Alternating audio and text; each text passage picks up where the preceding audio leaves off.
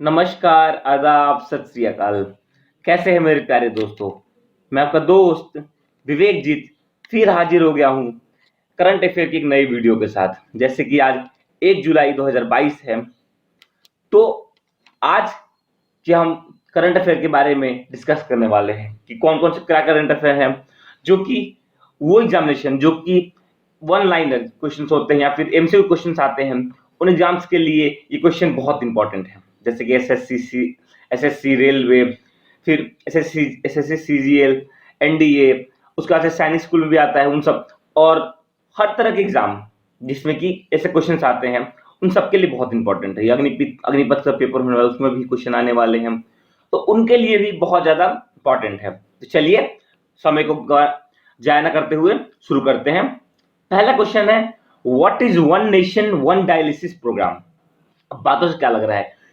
There is something which is for a whole nation, एक whole nation की बात हो रही है। और डायलिसिस क्या होता है? अगर आप सोचे होंगे डायलिसिस मतलब, तो ये शायद हमारी बॉडी से, कुछ किडनी से, कुछ फिल्ट्रेशन से रिलेट करता है, अगर मैं सुना होगा तो इसका मतलब क्या है? गवर्नमेंट ने क्या किया, नया स्कीम शुरू किया है। किसने शुरू किया है? तो डॉक्टर मनसुख मांडविया, जो कौन है, हमारे हमारे यूनियन हेल्थ मिनिस्टर हैं, उन्होंने क्या किया है, ये स्कीम शुरू किया है। और कब स्टार्ट हुई? तो 26 जून को स्टार्ट की गई है। और कहा है कि इसके क्या होने वाले हैं, सेंटर खुलने वाले हैं। किसके अंडर में? प्रधानमंत्री नेशनल डायलिसिस प्रोग्राम। अभी डायलिसिस होता क्या है? तो remove the waste product from our blood. जब हमारी किडनी काम ना कर रही हो, मतलब हमारी किडनी जब काम नहीं कर रही है, तो उस टाइम पे हमारे ब्लड में से वेस्ट निकालना, क्योंकि हमारी किडनी का काम भी क्या होता है, हमारे ब्लड को फिल्टर करते रहना। बगैर अगर किडनी काम करना बंद कर दे तो सोचिए क्या करेंगे। तो उसके लिए ये one nation one dialysis programme, तो उसमें डायलिसिस किया जाता है और डायरेक्ट बाहर हमारे ब्लड से ही हमारे वेस्ट को बाहर निकाल लिया जाता है, क्योंकि हमारी किडनी तो काम कर नहीं रही है। तो वही क्या होने वाला है, इसके अंडर में गवर्नमेंट स्टार्ट करने वाली है। समझे दोस्तों? चलिए आगे बढ़ते हैं। अगला क्वेश्चन है, G7 समिट। अब आप सभी को पता होगा, रिसेंटली G7 समिट भी सब हेल्ड हुई थी। और कहाँ हेल्ड हुई थी? जर्मनी में। जो वहां के ओलाफ स्कॉल्ज हैं, वो इस बार इसको चेयर, जो इसका चांसलर जो वहां के हैं, वो इस बार क्या कहते, उसको इसकी चेयरमैन किए थे, लीडरशिप किए थे। ठीक है, तो कब हुई थी मीटिंग? 27 तारीख को। पीएम मोदी पहुंचे थे वहां पे, क्या बन के? एज अ इनवाइटेड गेस्ट उनको बुलाया गया था। G7 7 कंट्रीज हैं। ओके, 7 कंट्रीज अगर देखें कौन कौन है, कनाडा, फ्रांस, जर्मनी, इटली और जापान, यूके, यूएस। ये है 7 कंट्री। और इंडिया जो थी वहां पे एज अ बोल सकते गेस्ट और एज अ पार्टनर कंट्री पहुंची थी, और उनको बुलाया गया था इंडिया को। तो और इसमें क्या दिया गया है, तो उसमें किससे बात हुई? तो उसमें पीएम मोदी ने क्लीन एनर्जी की बात की और बोला कि हम बहुत सारी कंट्री को, हम दूसरी कंट्री क्या करते हैं, अपनी कंट्री में इनवाइट करते हैं। For what? For investing over what? Over clean energy. अब देखिए, पीएम मोदी ने इतने बड़े स्टेज पर, इतने बड़े मंच पे अपना व्यू रखा, अपना पेश किया, बताया कि हम इस पे काम करना चाहते हैं, हम चाहते हैं कि और कंट्री इन्वेस्ट करें हमारे यहाँ पे आके। ठीक है दोस्तों, चलिए आगे देखते हैं। अगला क्वेश्चन, हाँ,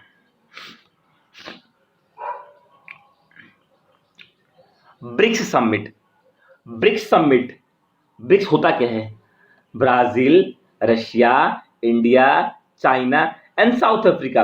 it is a group of all 5 Nations. अभी उसकी मीटिंग कहाँ हेल्ड हुई थी? अगर आपको याद होगा तो मैंने बताया था आप लोग को। अब कहाँ हेल्ड हुई उसकी मीटिंग? तो वो हेल्ड हुई थी चाइना में। तो वहां पे कौन सी मीटिंग थी? ये 14th मीटिंग थी। किसकी? ब्रिक्स की। कब हेल्ड हुई थी? तो 26 तारीख को। 25-26 2 दिन मीटिंग हेल्ड हुई थी।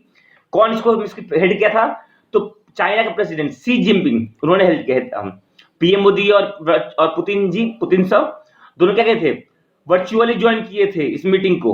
ओके, 2 दिन की मीटिंग थी। और क्या लिखा पड़ा है यहाँ पे? किस पे बात हुई? टेररिज्म पे कंट्रोल की बात हुई, कि हम जो टेररिज्म है उस पर हम क्या करेंगे, सब मिलकर काम करेंगे, कंट्रोल करेंगे, एक दूसरे कंट्री का सहयोग करेंगे। और एक और बात कहा उन्होंने कि हम जो ब्रिक्स कंट्रियां हैं, हम रशिया और यूक्रेन के बायलैटरल टॉक को सपोर्ट करते हैं। हम किसी कंट्री का बायसनेस नहीं करेंगे।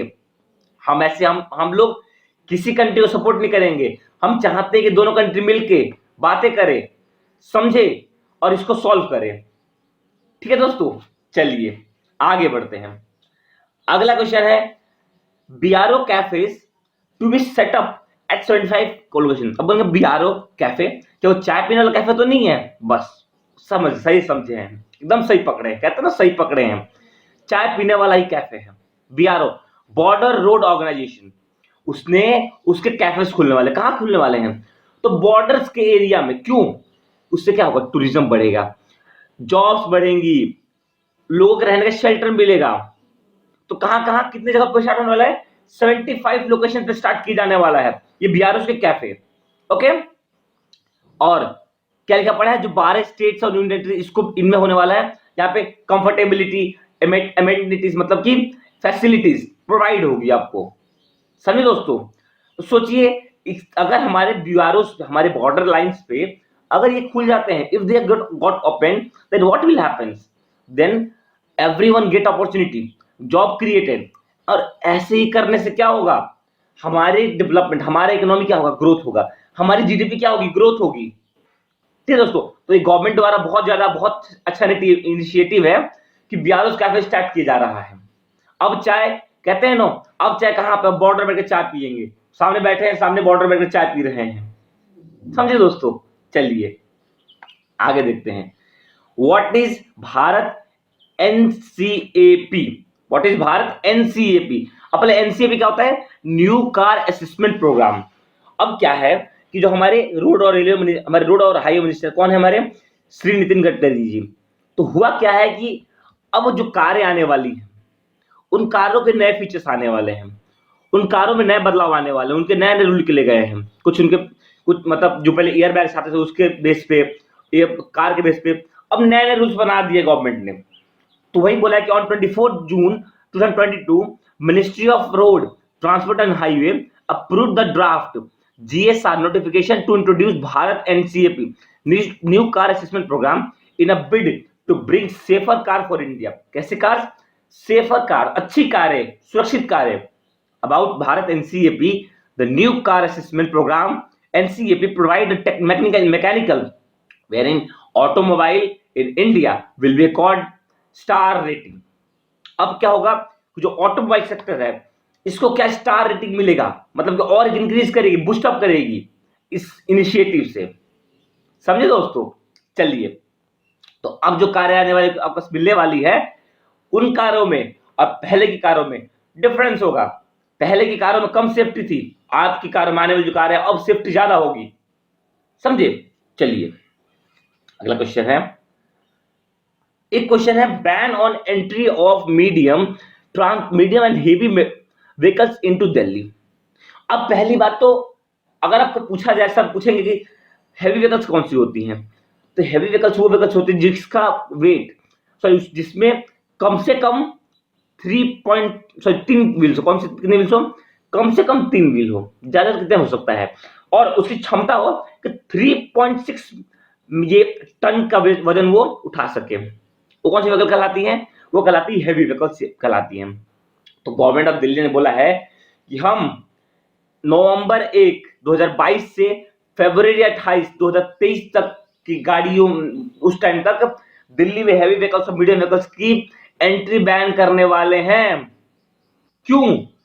ताकि जो पोल्यूशन है, जो एनवायरनमेंट है, उसको कंट्रोल किया जा सके, उसके पोल्यूशन कंट्रोल किया जा सके। तो यही वहां के जो सीएम है उन्होंने क्या किया, अनाउंस किया है। गवर्नमेंट ऑफ दिल्ली, कौन है सीएम वहां के? तो श्री अरविंद केजरीवाल जी। वो क्या है, उन्होंने अनाउंस किया है ये, ओके, ताकि पोल्यूशन पे क्या हो जाए, कंट्रोल मिल सके। क्योंकि दिल्ली जो कि हमारी नेशनल, जो हमारी क्या है, कैपिटल है, कंट्री कैपिटल है, वहां पे कितना सुनकर बुरा लगता है कि जब इंडेक्स में दिल्ली कहां पे आता है, सबसे नीचे आता है, पोल्यूशन इंडेक्स से सबसे ऊपर आता है दिल्ली। तो कितना सुनकर खराब लगता है कि हमारी कंट्री कैपिटल इतना, मतलब उसका जो रेटिंग है कितनी खराब है। ठीक है दोस्तों, चलिए आगे।